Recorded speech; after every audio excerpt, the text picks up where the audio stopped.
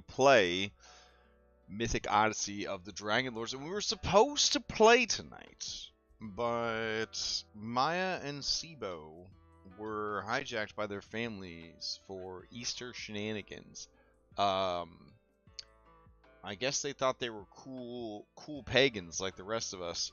And yeah, that's not what happened. That's not what happened. So sometimes I don't mind running a game if we have 3 out of 5 players. I think 5 is a great number of people to have in a D&D group, because it does allow for that, you know, hey, a couple people couldn't make it, but we can still make it kind of deal. The issue with 2 people missing late game Odyssey of the Dragonlords. 1, nobody should have to play 2 high level 5th edition characters. Right? First off, nobody should have to play 2 high level 5th edition characters. Secondly, this campaign is very character centric, and without those players there to play their characters, I worry that they're going to miss some very important narrative bits. And so the fights are going to be harder. There's a chance of permanent death or worse. It's just hard to play with 2 people down, in my opinion. Could we play with 1 person down? Sure. And I will. I'll continue to play with 1 person down. The only exception to that is maybe the final battle of the campaign. I would prefer not to run the final session of a game. I would like to have everybody there. And I have in the past delayed quite a few times to try to get everybody together in one place for the finale. But this week, I was already pretty worn out from this weekend anyways. My son had his second child on Thursday, so we went to see the baby on Friday, and that was a very emotional and kind of exhausting day. And then there was a lot of other stuff that happened Friday, and then Saturday it was games all day, 3 games in a row back to back with Outlaws, Kingdom Death, and Vampire. Woke up this morning to run Curse of Strahd Daybreak, which is getting increasingly stressful. A lot of inter-party conflict, a lot of plotting, planning, heavy stuff. I had sort of a surprise Easter with my family midday right after the game, and then I had to do my taxes, which, if you know anything about having a side business as an American citizen, the taxes feel real bad.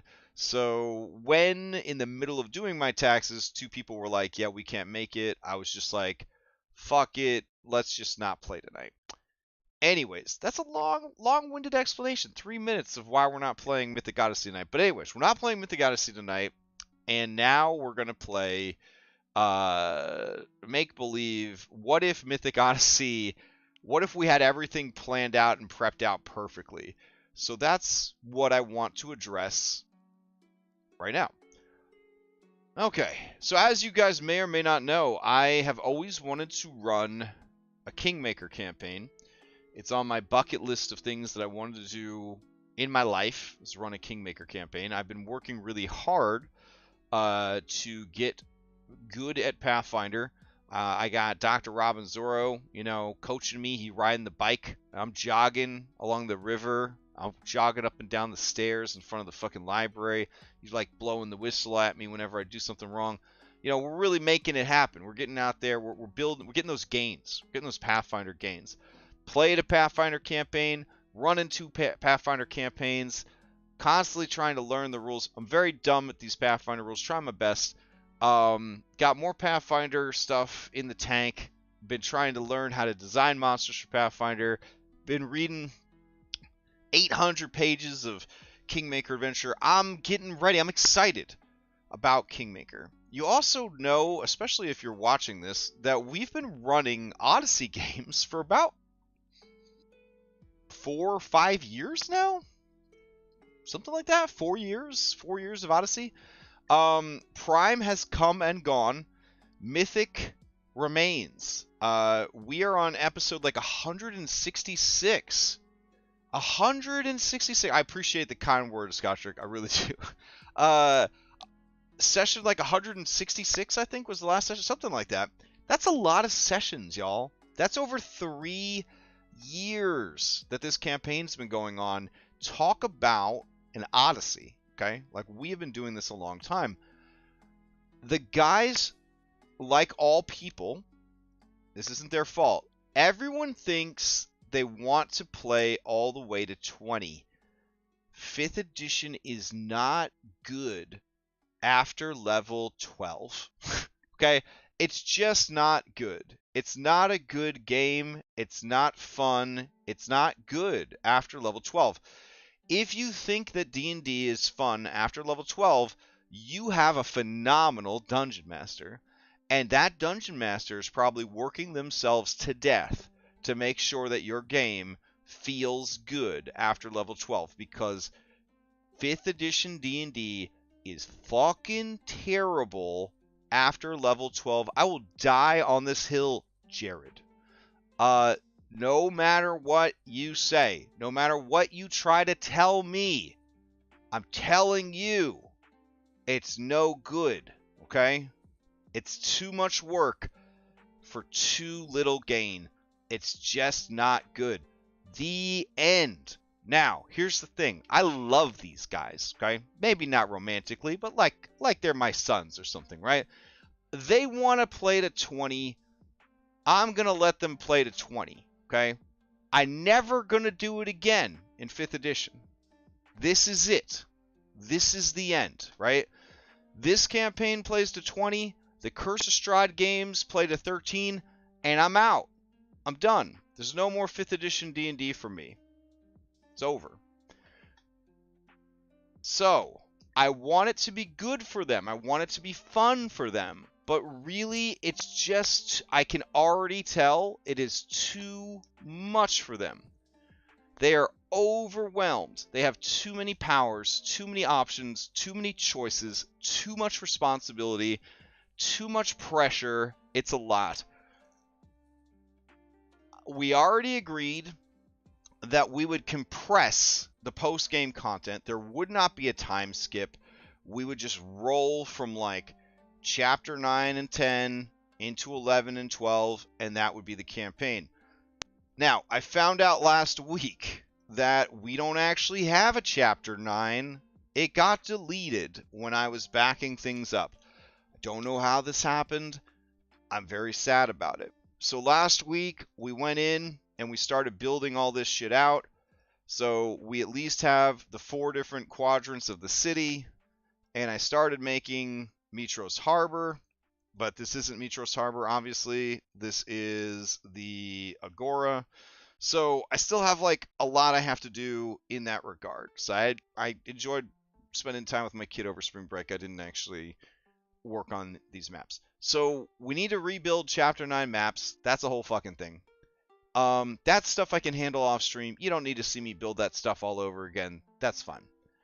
But we've got to figure out, what do we want to focus on, right? What worked well in Odyssey Prime and what didn't? And I think one of the things I might just do is I might just ask them, the players from Odyssey Prime. So I'm going to go down to the archived Odyssey Prime, which should be around here somewhere. Grand Archives. Where did they end up? Are they in... Maybe they didn't get all the way archived yet. Let's see. Saltmarsh Moon, Storm King Thunder, Acquisitions Incorporated, One Shots, Cyberpunk, High Noon, Curse of Strahd Classic, Mythic Odyssey. Damn, where the hell did they end up? It's got to have been archived, right? Let's see. Oh, there they are. Okay. They're just not, like, labeled. Okay, so I'm going to go to Prime General, and I'm going to say... Odyssey.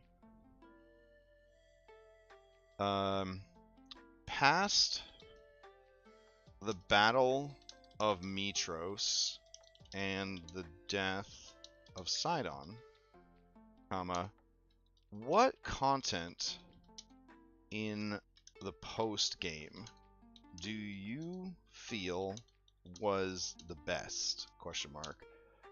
The most important for the overall story. What content do you think we could have skipped? What content do you wish we had skipped?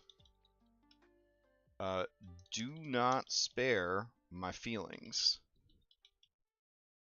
I really want to trim the fat for Mythic postgame and value your opinions.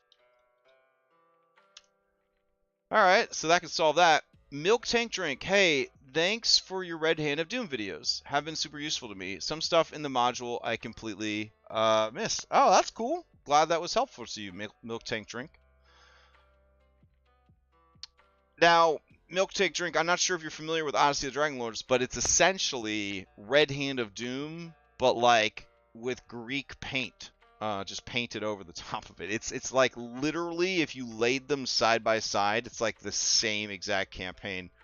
It's kind of nuts.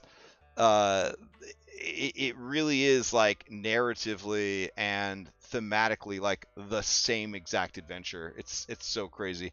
Though I guess that's a recurring theme, because Dragon Age Origins is also in a way that same kind of idea, where you know that there's a big bad battle coming, and you've got to like train up to be ready for it, and then you've got to go recruit all these different allies for that battle. It's that same theme like over and over again. All right, so we got the adventure open. That's good. Let's grab our notes. All right, so we've got Mythic Odyssey's endgame. What are you getting up to, Scribbles? What do you got? A package of tissues. Do you think that because this is in a crinkly container, it is a candy bar or something? This is not for you. This is not. Here. Why don't you eat this bone? Where did you go? Why don't you eat this bone? Yeah. Don't eat tissues. I'll have to check it out, but maybe after the MCDM RPG is released, so I don't have to prep 5e. Yeah, for real. Yeah. Alright, so Mythic Odyssey's endgame, combining chapters 7 through 12 into one cohesive narrative that avoids any time skips and post-game. The Mythic Odyssey's endgame combines chapters 7 through 12 into a cohesive narrative without skips or a post-game. Thanks for saying the same thing twice, past self. Preparation for the Battle of Mitros is underway. Oh, let's see. The campaign notes should include epic mounts, summons, boons, and lair actions. Post-game content begins immediately after the Battle of Mitros and involves rebuilding the city, restoring Andy's memories, seeking aid from the Sea Siren race. Narcissus seeks help in obtaining divinity, and the players can learn about the 3 divine MacGuffins. The campaign aims to allow players to reach level 20, unlock Skyhold, raid Sidon's vaults, stop the Death Star, defeat Sidon. The campaign includes various tasks such as making Grandma Cadia happy, defeating and detaining the Koopa Kids, stopping the Death Star laser, robbing the vault, killing Sidon, destroying Praxis. Okay. So, let's see. All of these things are already kind of happening. The Grandma Cadia, all that kind of stuff's already kind of happening. We haven't designed level 16 epic feats yet. We haven't designed Julian's level 12 epic feat yet. Let's see. We haven't updated the death count. I don't think we're going to need to. Alright. So, let's see. Battle of Mitros, prep. All B team is slotted at all times. All recruit alliances. So, I'm pretty confident about how all this is going to turn out for the Battle of Mitros, which could technically happen at any time, but I think we're still going to be stuck here for a while in the Tower of Praxis. Hey, what's up, Nerdy Sakura? So I don't think that's going to be too much of an issue. It is tempting to create a list of all of the allies that they've recruited. Recruited allies. So we'll do that. And I guess just starting at the beginning and going from there. One thing I want to put is Gaius. I have a post-it from Gaius that says, I won't forget what you did. Thank you. And this is in regards to Orin for kindness shown to a wayward soldier. I don't know how important that is. Now, recruited allies is different than the B team. We have this here spreadsheet. Let's see. Backup of Wave 3.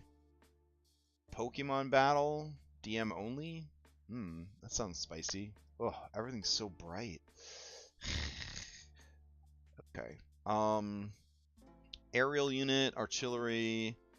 Good guy forces. Okay. Arcane tricksters, bound demons, mages, summon the line. Okay. So we have the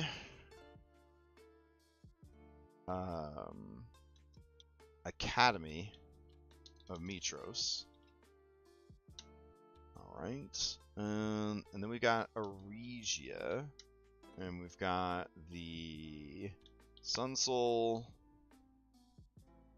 monks. We got the Shadow monks. Then we got the Shield monks. There we go.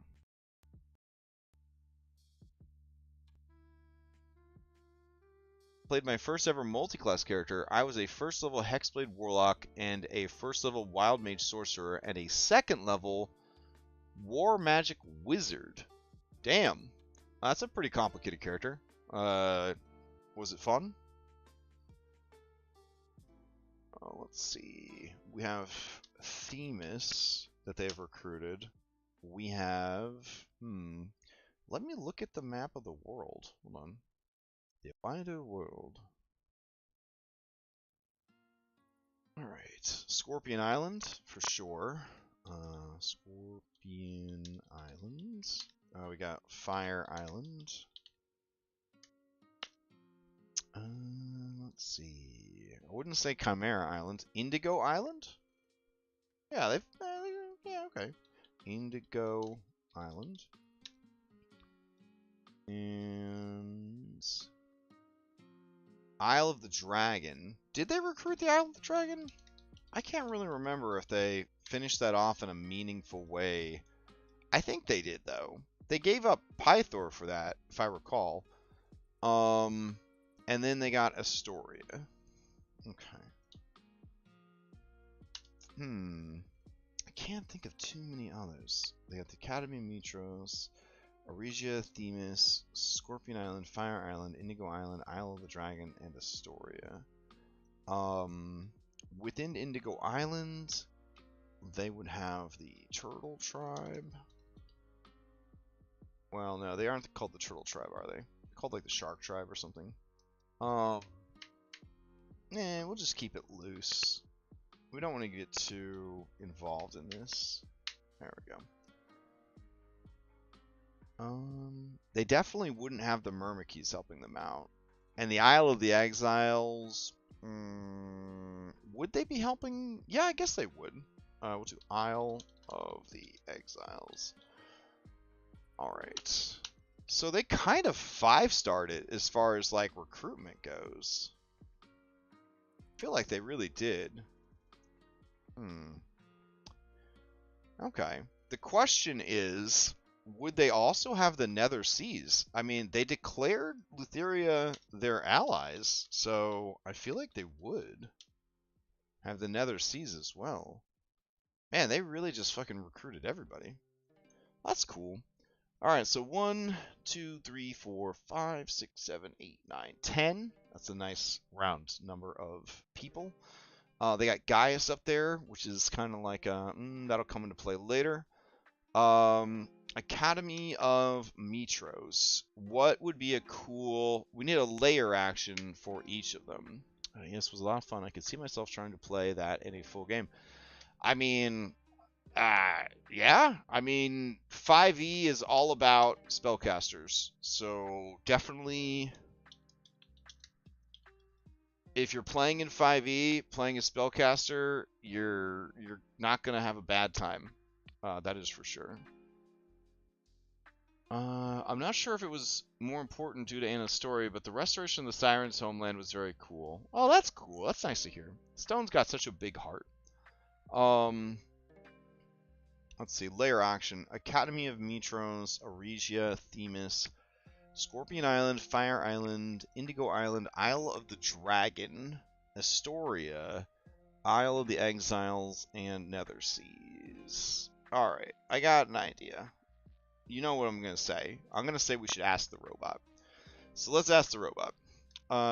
You are going to assume the role of an expert game designer for Dungeons and Dragons 5th edition. Together, we are going to design some special layer actions that can be used by the player characters during a very important series of final boss battles.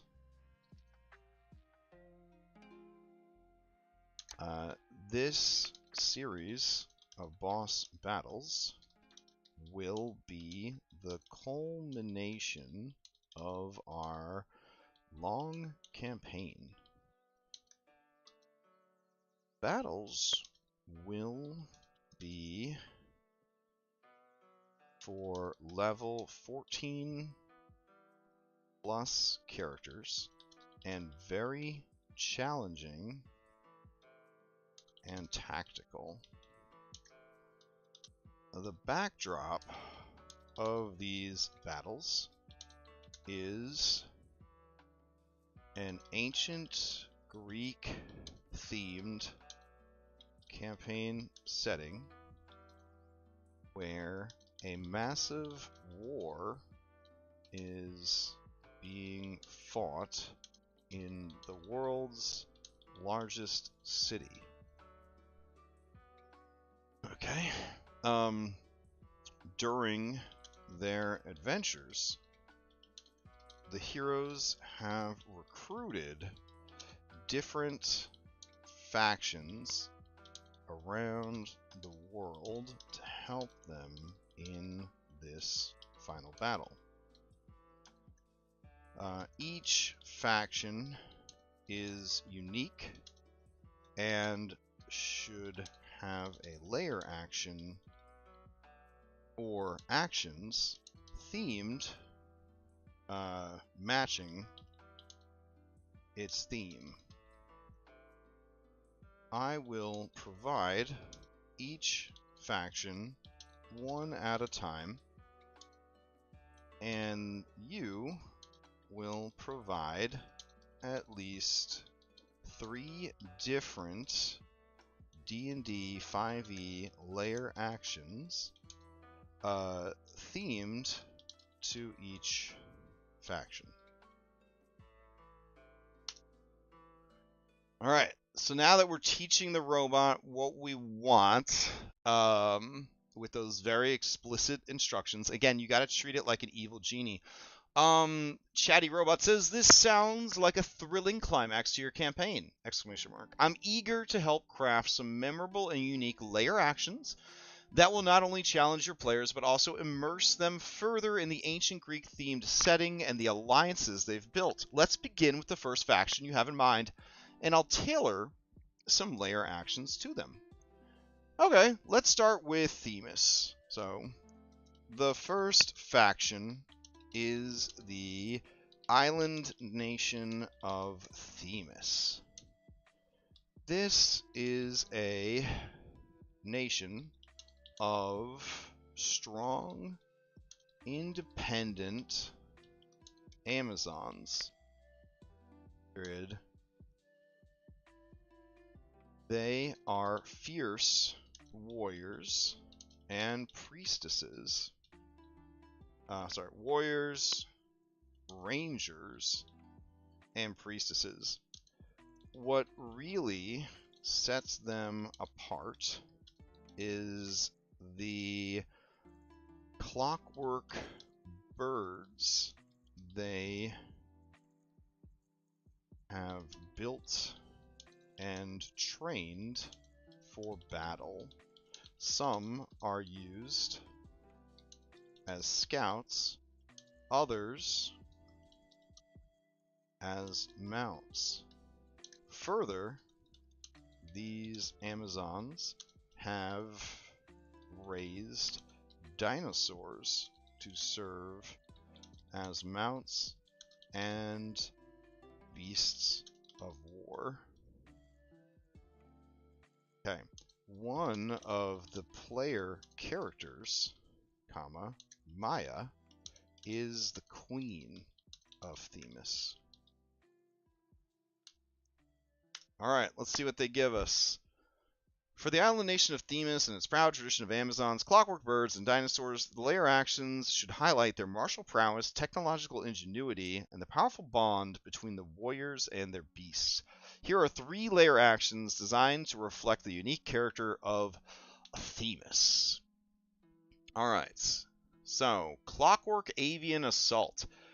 The Themysciran, nice, Amazons unleash a flock of clockwork birds to disrupt and damage foes. Oh no! It's scrolling too fast, I couldn't read it.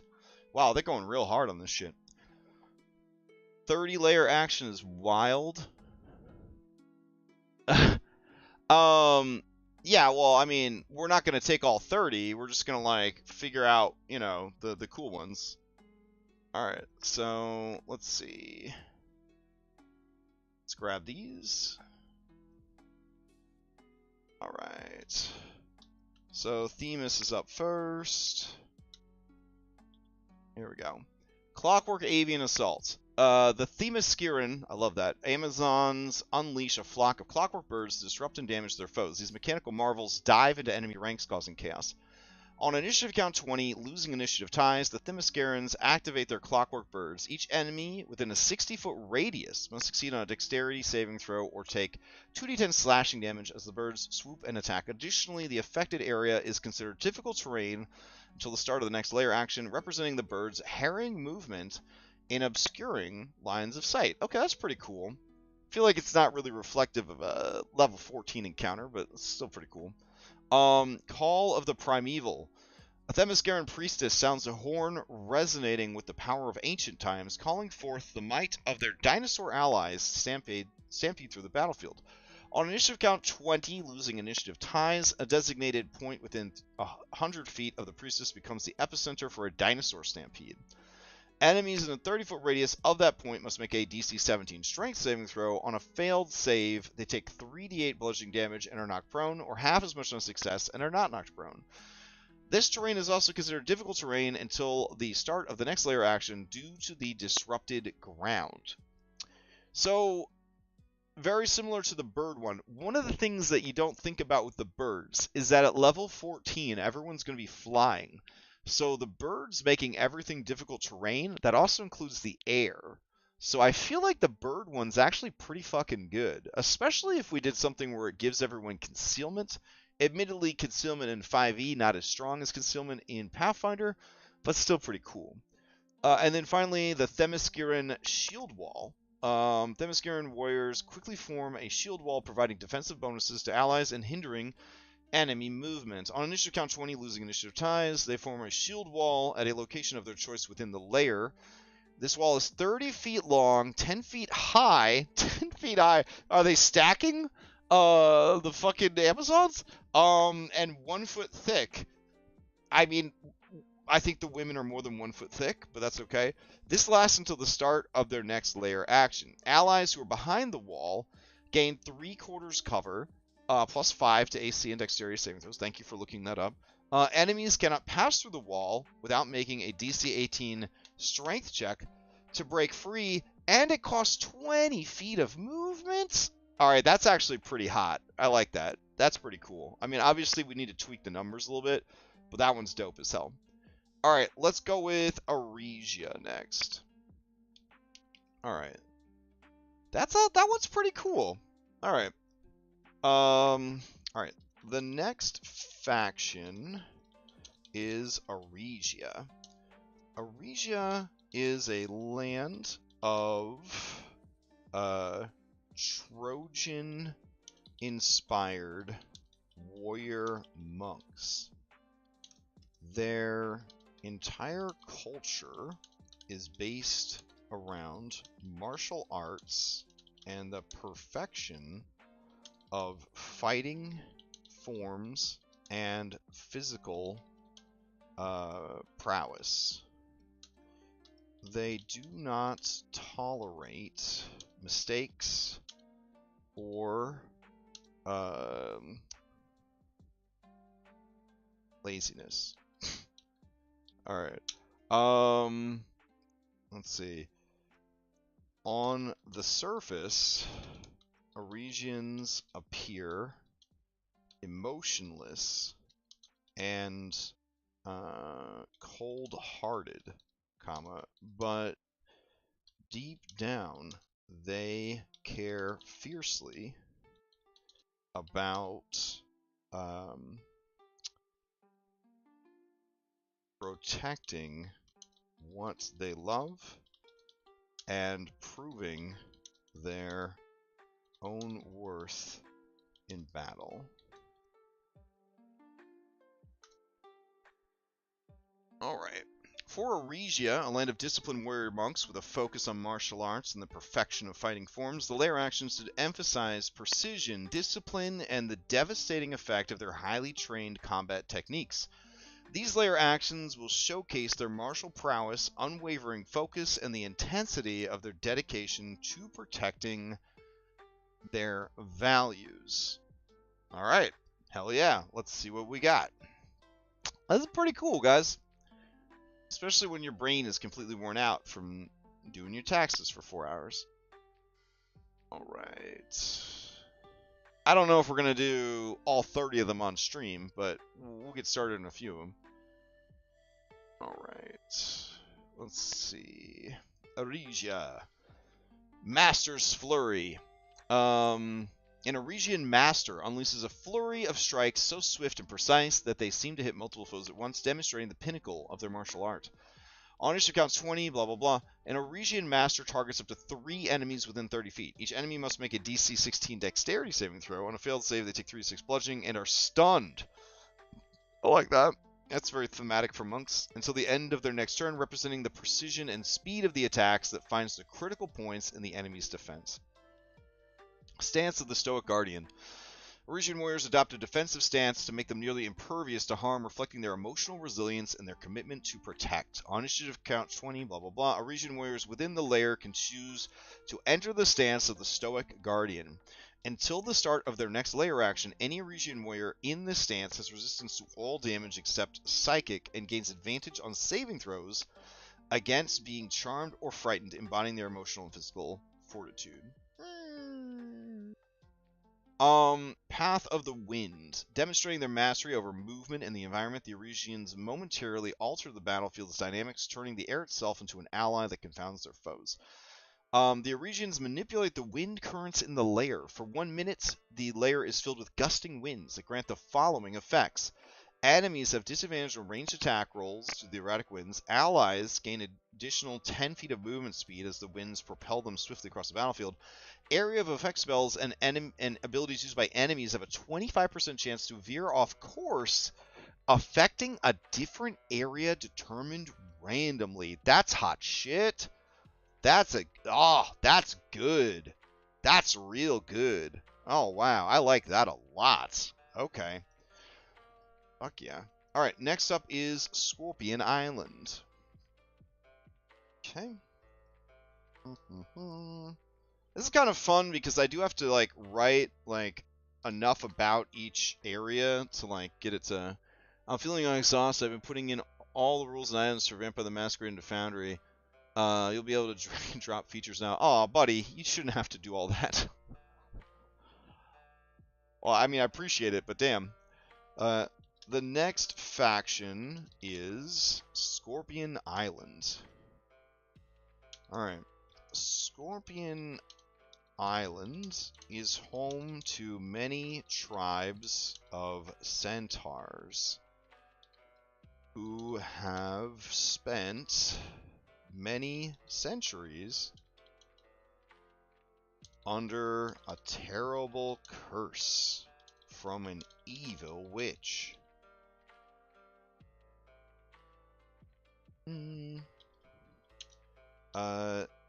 The tribes of centaurs were cursed to turn into scorpions if they did not accept riders when they came of age, a practice considered profane and obscene in centaur culture. The centaur tribes were freed from this curse by our heroes. Period. However, while many centaurs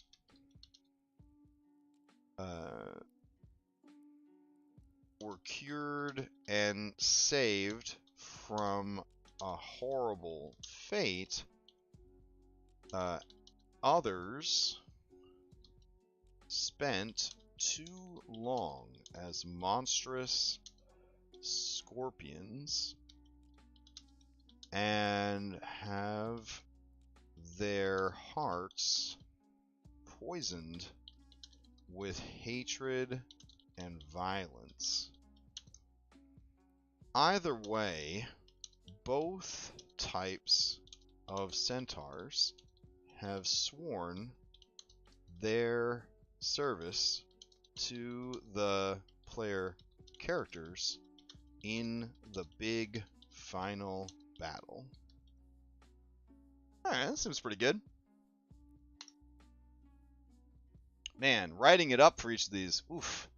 I'd rather just have a compendium usable for all future games. Hey man, if it's bringing you joy, even if it's hard work, then it's worth it.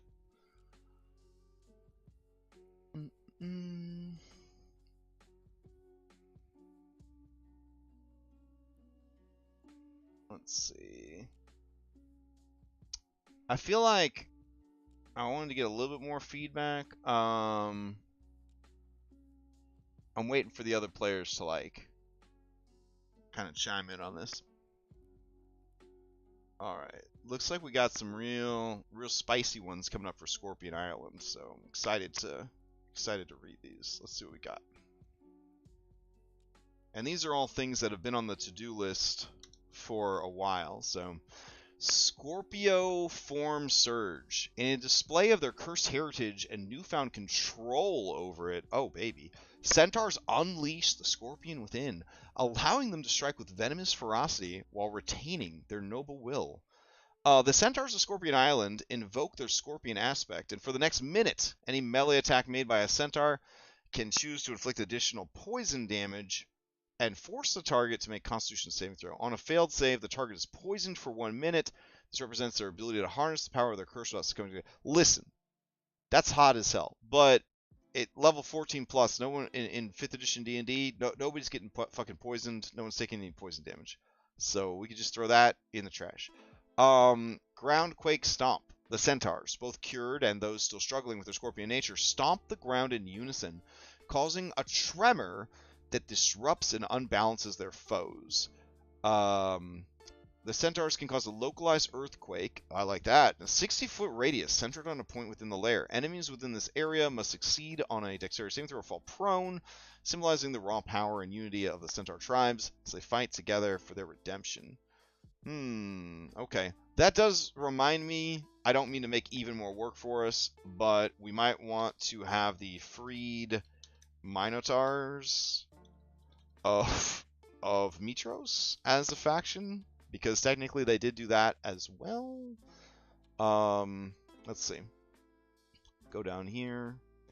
Call of the Liberated. The centaurs emit a rallying cry that embodies their journey from curse to freedom, bolstering their allies' spirits and granting them the strength to persevere.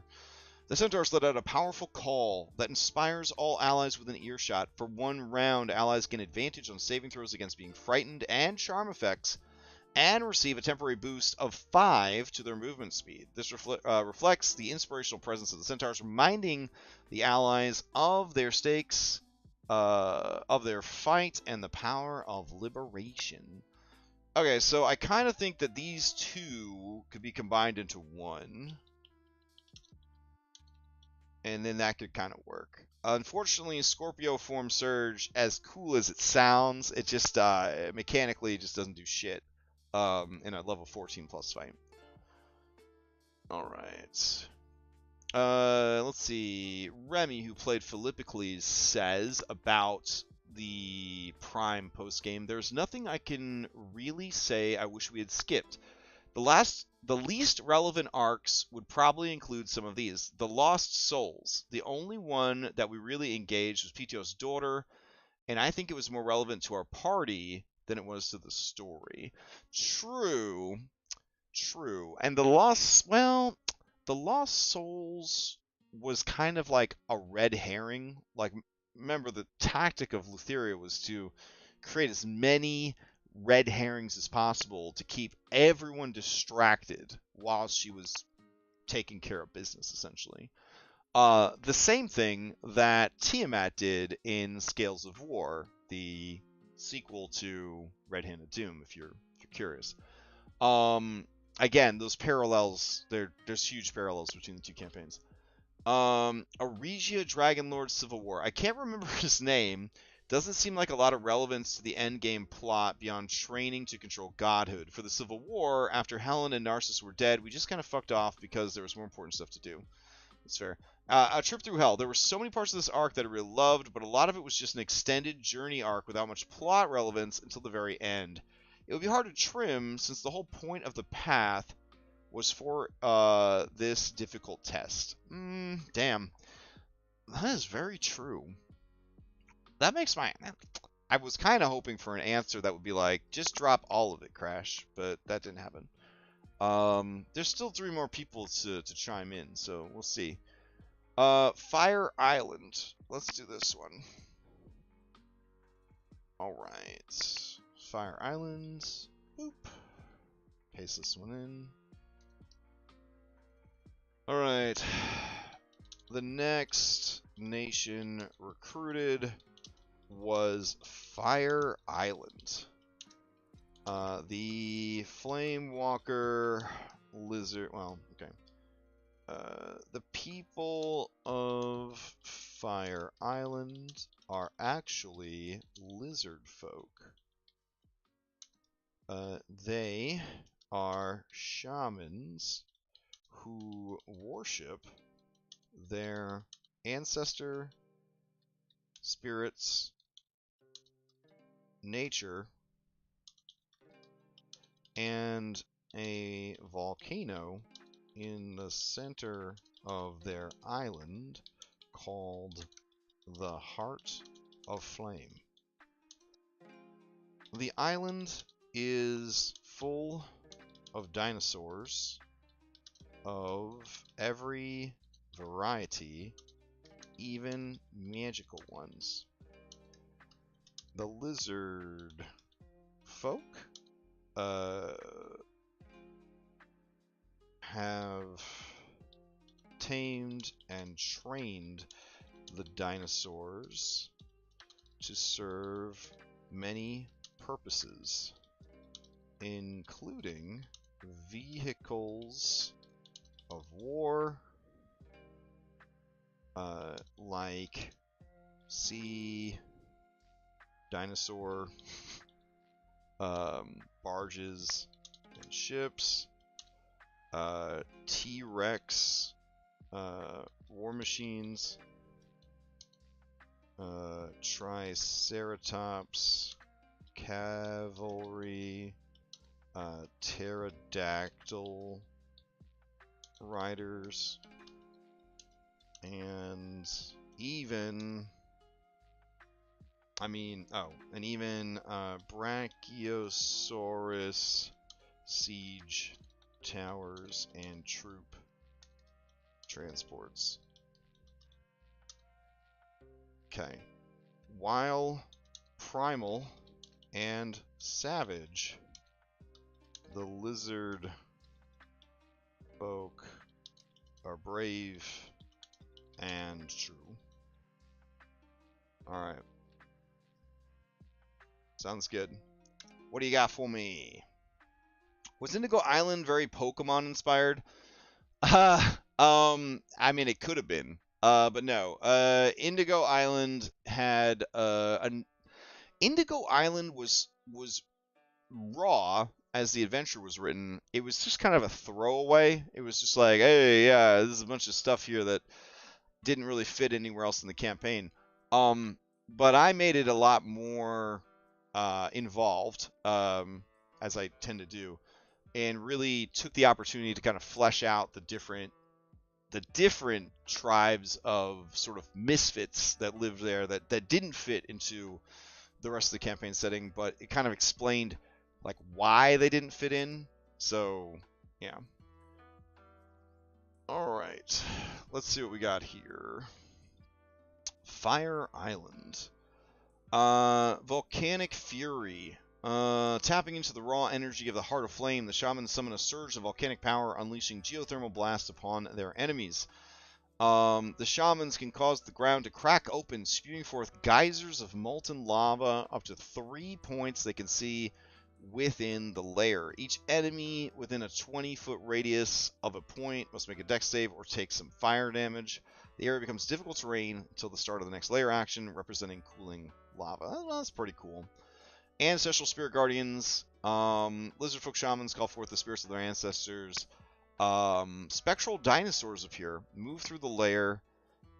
Total movement of 60. Any enemy that comes within 15 feet of a Spectral Dinosaur for the first time in a turn starts its turn. There must succeed on a saving throw or take necrotic damage as the spirits sap their life force. That's kind of cool. The Lizardfolk unleash a coordinated stampede of dinosaurs, led by a fearsome Tyrannosaurus Rex, Triceratops, and Brachiosaurus. Cool. The Lizardfolk call for the Dinosaur Stampede. It does a 100-foot line, 20 feet wide, through the lair. Enemies caught in the stampede must make a strength saving throw, taking damage or being knocked prone. On success to count damage, knocked prone. Alright, Dinosaur Stampede is definitely like the coolest one. Right there. Alright. It also occurs to me, not to make more work for us, that they recruited the OG Titans. So I don't know what to do about that, but technically Galaron, Halcyon. They haven't freed Hergeron.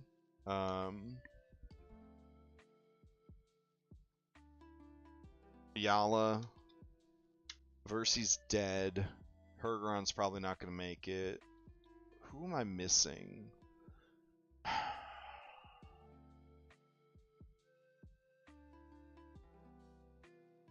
Halcyon, Galaron, Yala. Talius. Alright. Well. Damn. Maybe we don't need 3 of each, that's for damn sure. Isle of the Dragon. Let's try to do that one next. On the bright side, there's a whole lot of cool layer actions here. Isle of the Dragons. Okay. The next nation is Hexonia, the Island of the Dragon. This island is ruled by... Oh wait, did they actually recruit the Kraken also for this fight? I can't remember if they actually recruited the Kraken here. I'm going to put a question mark next to that one. Okay. The next nation is Hexonia, Island of the Dragon. The island is ruled by an ancient green dragon named Hexia. She is a bard and enchantress, in addition to being a powerful and mighty dragon of some considerable size. Are you saying the bitch fat? Maybe. Her followers are a mix of frog-riding jungle elves, former Arisian monks turned ninja spies, salty pirates with excellent fashion sense, and beautiful bards and artisans. All right.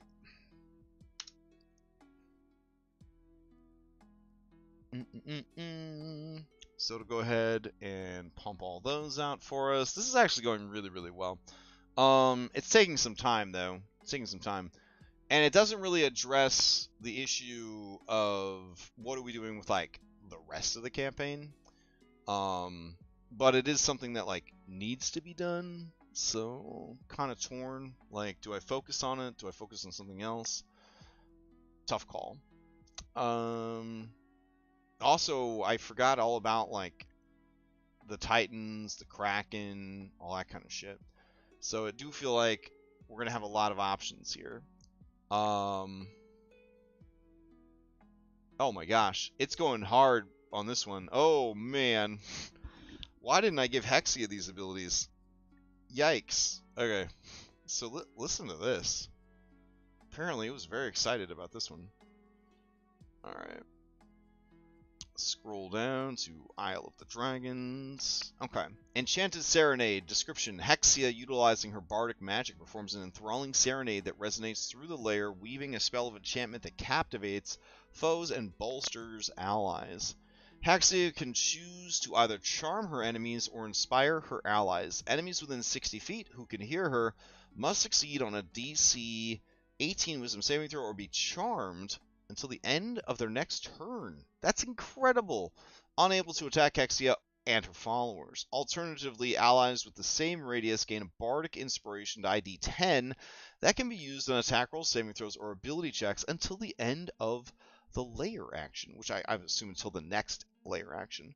That's great. That's really cool. Mist of Deceit, drawing upon her innate green dragon ability to manipulate the environment. Hexia shrouds the battlefield in a thick magical fog that disorients foes and hides allies.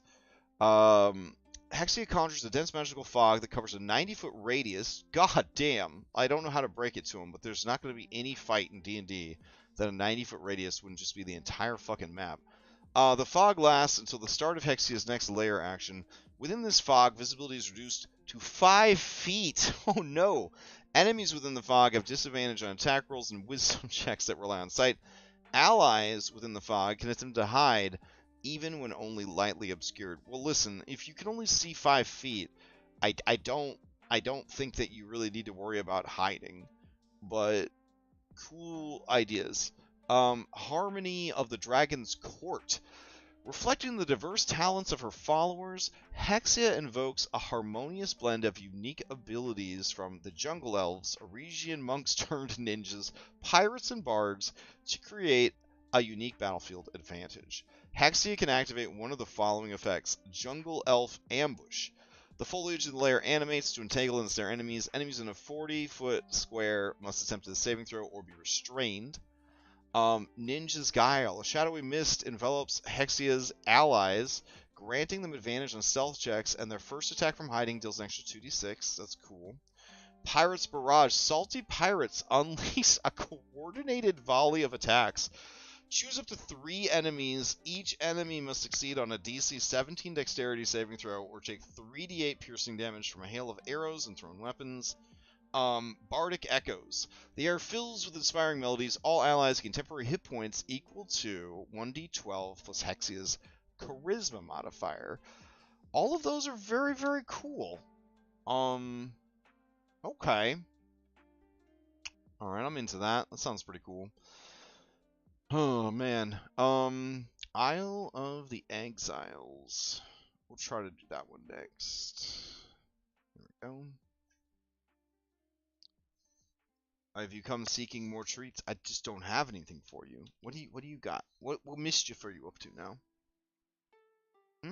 What mischief are you up to?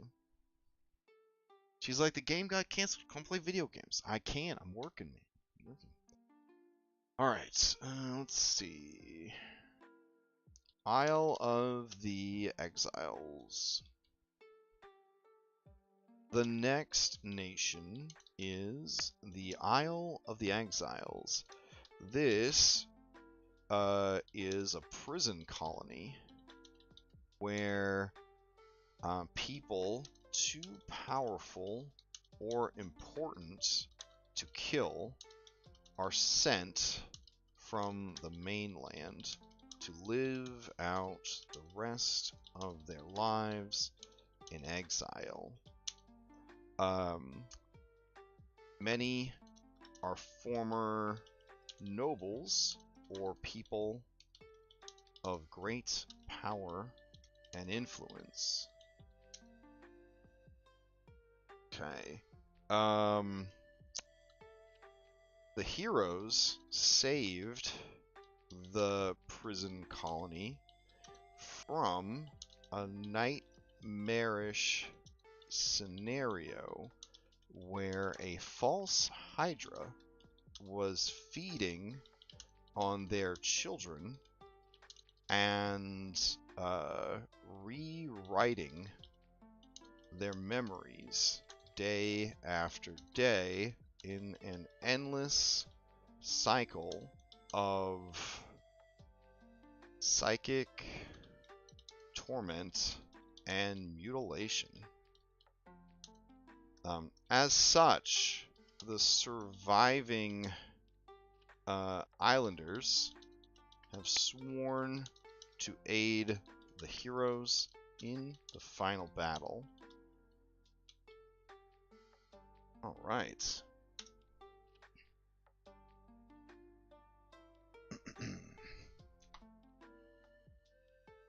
She is being so bad. I know she wants me to be done. No, I'm gonna give it like 10 more minutes. Okay. Alright. Sorry, my pug, she somehow knows that we're not playing D&D tonight, and so she's being very bad to try and get my attention. So we're gonna put in a little bit more time, and then we're gonna go hang out with Scribbles. So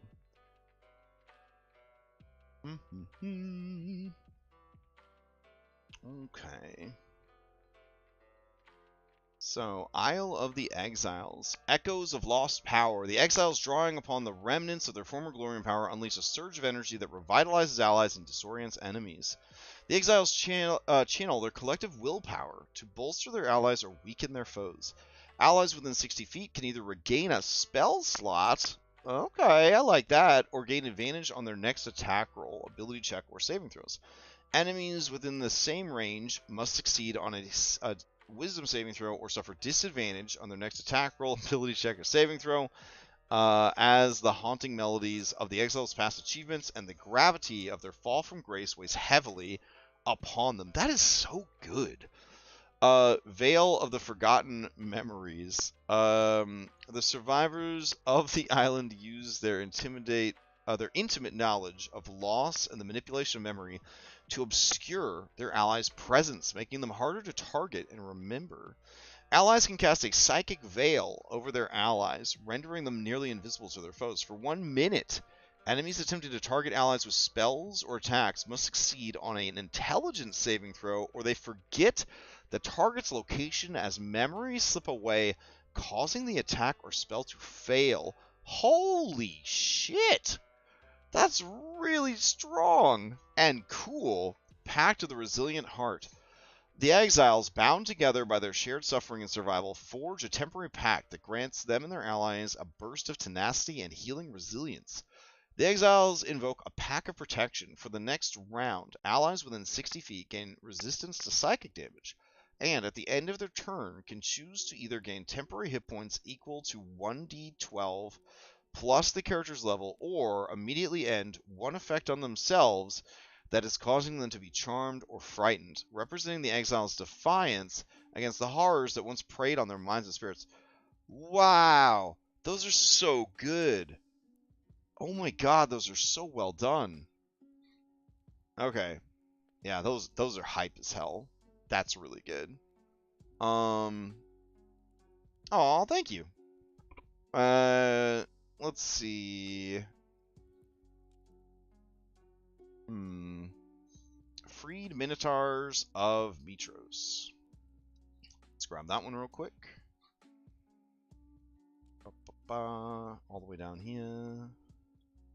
Freed Minotaurs of Mitros. Okay. Alright. The next nation is composed of a large population of Minotaurs who were all enslaved by corrupt merchants and nobles from the city of Mitros. The Minotaurs were freed from magical slavery by the heroes. Despite the city of Mitros enabling their enslavement, the Minotaurs have agreed to come protect the city during its time of need. This big final battle. The Minotaurs are strong, stoic, brave, and beefy. They primarily fight with their mighty horns, axes, and muscles, though a few are scalds and bring song and spell to battle as well. Okay. They are small in number compared to the other nations, but no less fierce. Alright. What's the topic of the prep today? Lex, who's subscribed for 31 months, goddamn. Which I really appreciate. The theme of the prep today is, don't tell me you can play on Easter when you really can't play on Easter, you little bastards. Also, Battle of Mitros and post-game content. I want to, like, condense the post-game as much as possible. And I've asked the Odyssey Prime players, like, what from the post-game could we condense? But the consensus so far is don't condense it, because it was all pretty good, which makes me feel pretty good. I mean that's pretty good. There were some options that Prime obviously didn't explore, there's a danger of introducing that to Mythic, because Mythic already struggles to make decisions and not do everything. So yeah, and they also have content that they never finished because they were so busy trying to do everything that they didn't, manage their time well. So it puts me in a real tough situation. Like, I'm trying to figure out, like, what was the best shit? Like, what should we definitely hit on leading up to the end of the game? And that's what I'm trying to that's what I was trying to figure out, and then I saw that I still had a lot of work to do for Battle of Mitros, and now I'm working with this AI to make up layer actions for all of the allied nations they have. Those options presented will 100% be jumped upon by them. Yes. So that's why I'm thinking, like, I really need to, like, I need to condense it into, like, the purest form. You know what I'm saying? Like, what is, like, the stuff that we want them to focus on? All right, so the freed Minotaurs of Mitros, they have charge of the freed. The Minotaurs, embodying their liberation, execute a thundering charge that shakes the ground and strikes terror into the hearts of their enemies. The Minotaurs can perform a coordinated charge. They choose a point in the layer 60 feet from their front line. Every enemy in direct line between the Minotaurs and that point must make a strength saving throw. They take damage or are knocked prone. Yes, like every third thing that you've suggested. The action symbolizes their unstoppable force and determination. Wow. Scald's Battle Hymn. The Minotaur Scald raises a powerful battle hymn that echoes the trials and triumphs of their people, bolstering allies and daunting foes. A Minotaur Scald sings an ancient hymn of war and freedom. Allies within 60 feet gain a +2 bonus to attack and damage rolls and saving throws for 1 minute. That's pretty good. Stacks with advantage. Enemies must make a wisdom saving throw or be frightened. Well, I don't know too many 14th level monsters that are going to be frightened, but and it's cool. Representing the deep emotional and psychological impact of the Scald song, rooted in the collective experience of the Minotaurs. Ancestral's Guardian Vigil. The Minotaurs invoke the spirits of their ancestors who appear as spectral guardians to protect the descendants and confound their foes. Spectral guardians manifest around the Minotaurs, and for the next minute, any enemy that strikes a Minotaur or an ally within 10 feet of them with a melee attack will provoke a retaliatory strike from the guardians, suffering 2d6 force damage. That's pretty good. Additionally, these guardians grant the Minotaurs and their allies resistance to psychic damage, embodying their protective strength and guidance of the ancestors who watch over their liberated kin. Yeah, that's pretty good. That's pretty good. Definitely not as good as Island of the Exiles. Island of the Exiles was phenomenal. Just knocked out of the park. Let's see. I'm hesitant to do Indigo Islands because it's so big, but let's give it a shot. All right, scroll down here. Indigo Islands. All right. The next nation is the Indigo Islands. This is an island chain where several different tribes of unusual fantasy races live apart from the mainland. Each has unique cultural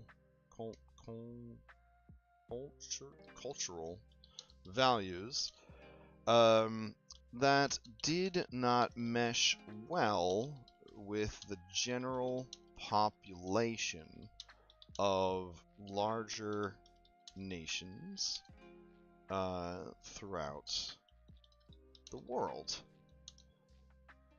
The different tribes are tribes maintain a friendly rivalry with each other, but are united against threats to their island homes. They are expert sailors and merchants. Period. Alright. I don't actually remember all of the different things about this, so hold on. Indigo Islands. I run a lot of games, guys. I have a life. I don't know. I can't remember all this shit. Been running this campaign for 4 years. I don't actually know everything that's going on. Isle of Themis expanded. Chapter 4 and 5 notes. That's probably where it is. All right. Indigo Islands. Okay. So this is actually 5 tribes. Crash, Jesus. All right. Let's see.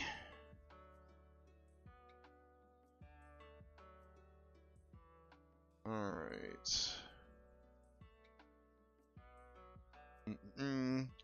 There are 5. I guess there's 6 if you count the Pickle Island. There are 6 different tribes in total. Alright, so Dolphin Tribe. Indigo Elves, comma, Masters of Arcane Magic. Enter. Shark Tribe. Turtles. Turtle people who are master druids and surfers, comma, but also pacifists. Okay. Whale Tribe. Dark Iron Dwarves who are master shipwrights and... Did I spell shipwrights wrong? My bad. Shipwrights and merchants. Eel Tribe. Okay. Golarian Goblins who excel at chaos and anarchy, as well as arson and thievery. Gull Tribe.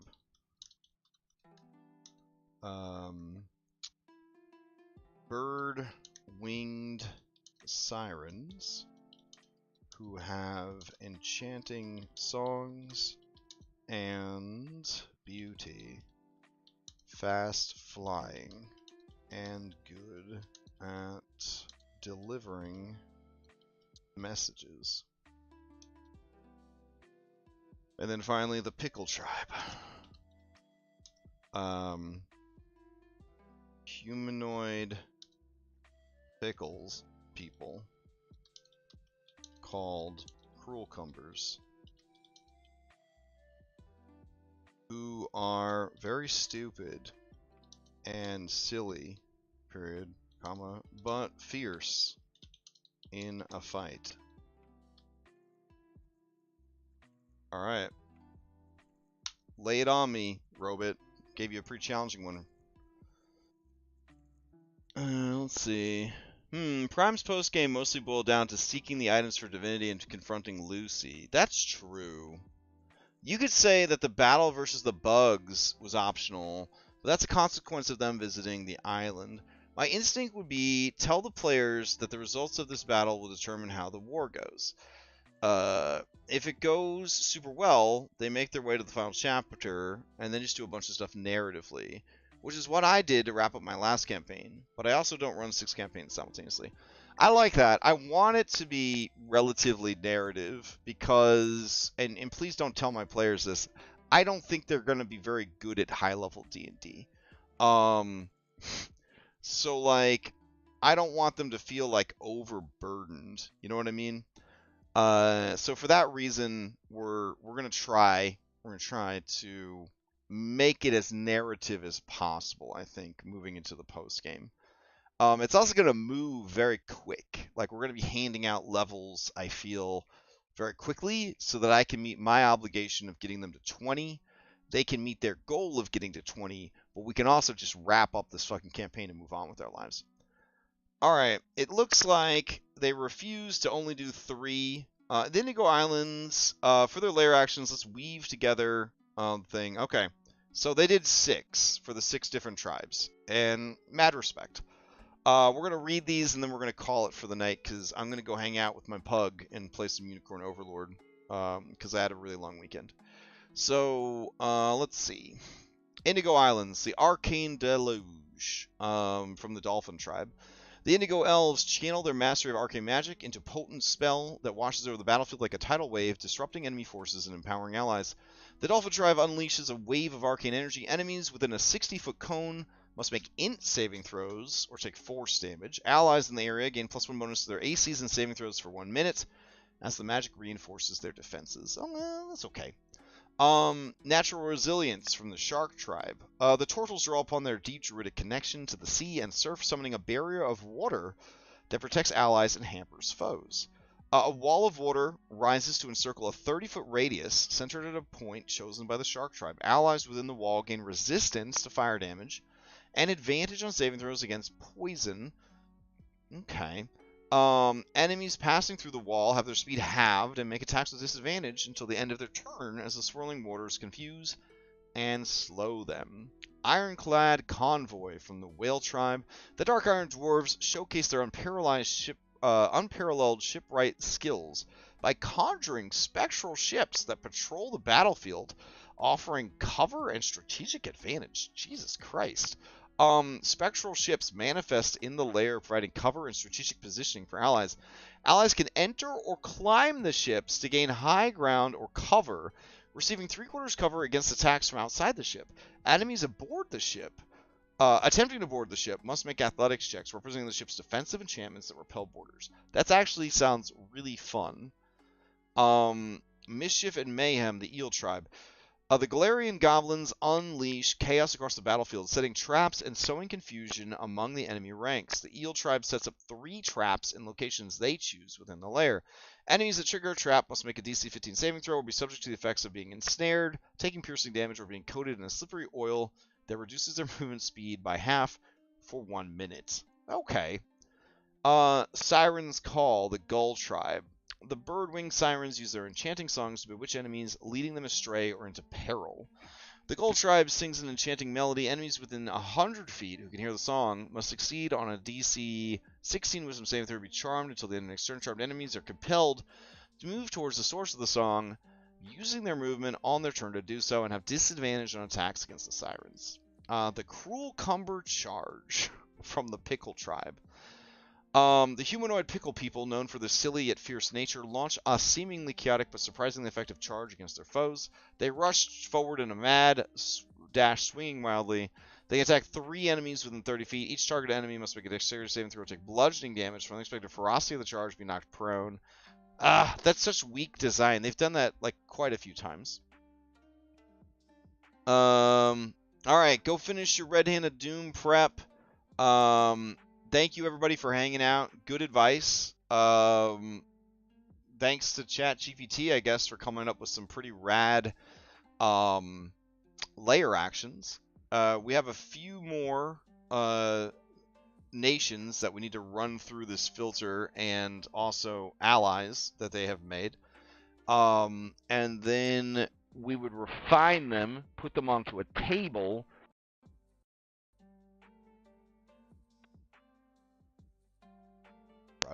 Every round, we would roll on the table to see which allies are available to help them. They would choose one for that round, and then that would kind of represent them getting like assistance from all the people that they've recruited during their adventure, and then we don't have to play Warhammer Fantasy again. Good stuff. All right, I'm gonna go. We're going to play some Outlaws of Alkenstar tomorrow night. We're going to have session 0 for Strength of Thousands on Tuesday, but I don't think we're going to stream it, ? I might stream it if everyone's okay with that. But Red Kobold Gaming is actually going to stream the series, which will start next Tuesday. If you know who the Lotus Witch is from this campaign, you will know that I definitely adopted this character and made her something way more than she was written in the adventure, and I will be exploring that character even further as the character I'm going to play in the Tuesday game Strength of Thousands. So if you're curious at all about that, or Pathfinder, or Strength of Thousands, or you just want to hang out with us on a Tuesday night, we're going to start doing that not this Tuesday, but next Tuesday. So look forward to that, I guess. Anyways, I hope everybody has a good week, and I'll see you next time.